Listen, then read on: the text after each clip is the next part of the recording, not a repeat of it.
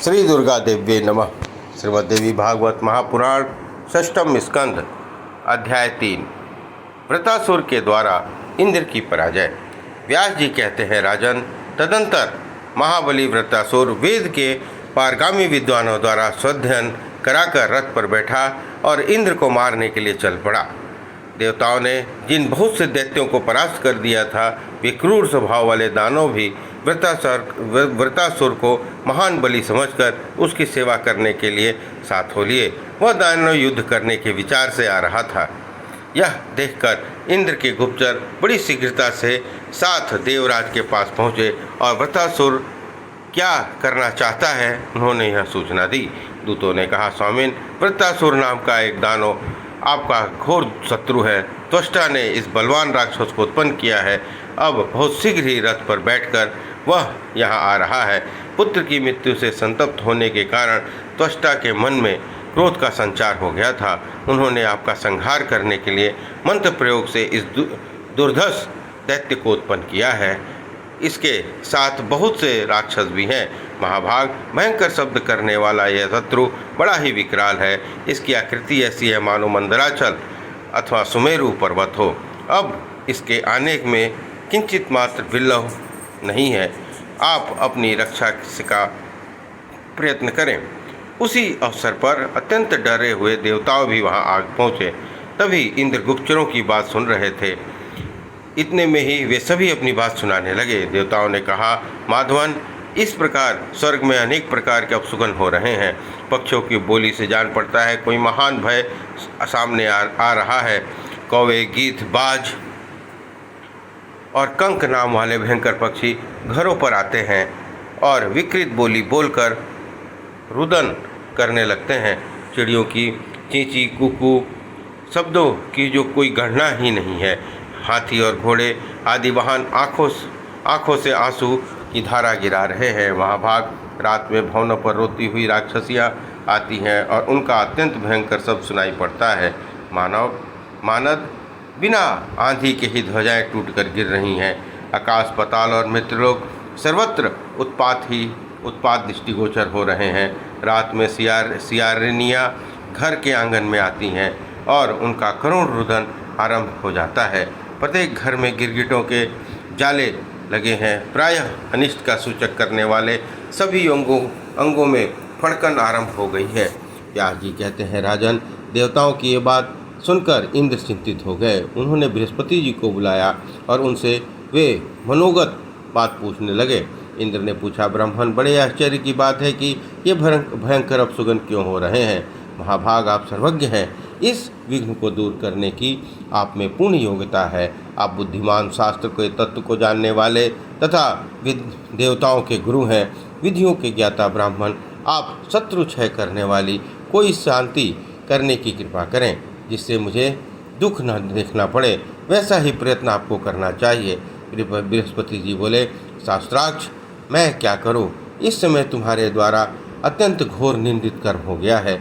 निरपराधी मुनि को मारकर तुम क्यों इस बुरे फल के भागी बन गए?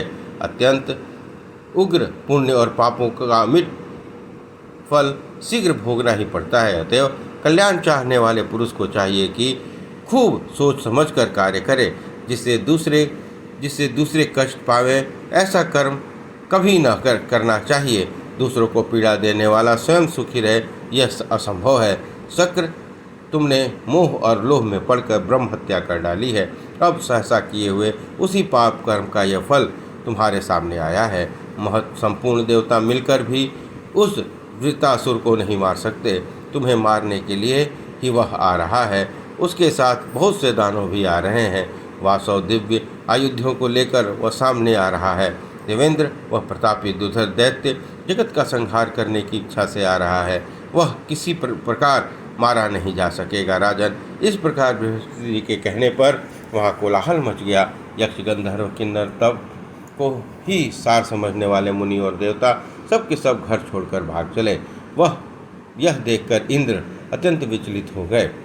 फिर तो सेना सजाने के लिए उन्होंने सेवकों को आज्ञा दी और कहा, तुम लोग वसुओं, रुद्रों, अश्विनी कुमारों, आदित्यों को यहाँ बुला लाओ।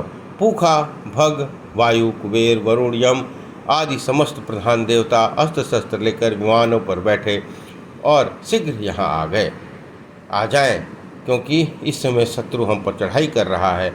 इस प्रकार सेवकों को आदेश देकर देवराज इंद्र ऐरावत हाथी पर सवार होकर अपने भवन से चल पड़े।